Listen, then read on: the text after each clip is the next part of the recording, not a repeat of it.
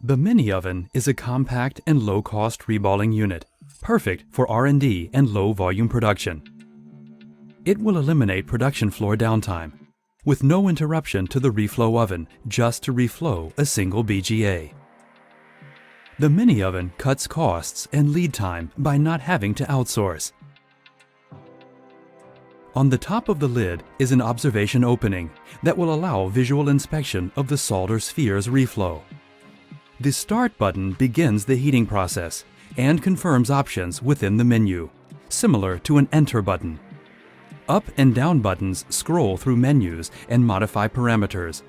The Stop button terminates the heating process and functions as back and exit. The MiniOven uses a unique heating concept of IR and convection. The IR heat comes from below the glass plate. Inlets located in the back of the oven feed hot air from beneath the glass plate to the inside of the heating chamber.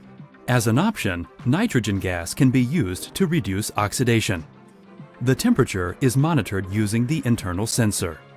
As soon as the process is finished, the fan starts the cool-down phase.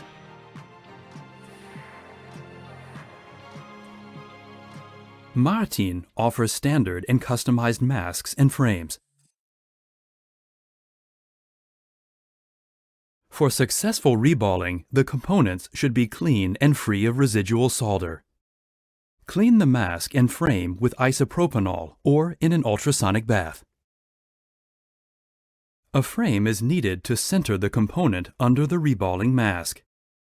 Having cleaned the component, flux is applied to the pads uniformly.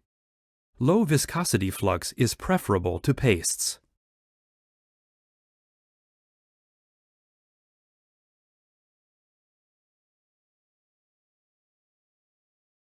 Verify that all holes are occupied with only one ball. After the fixture is placed in the heating chamber, select your component profile and start the reballing process. One beep indicates the internal target temperature has been reached.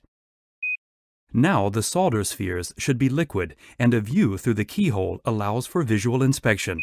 2 beeps indicate that the oven has completed the process.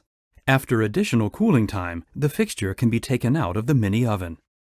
Flux residues can lead to components adhering to masks. Carefully remove the component from the mask. It helps to remove it while still warm and to work with flux cleaner if necessary to ease the separation.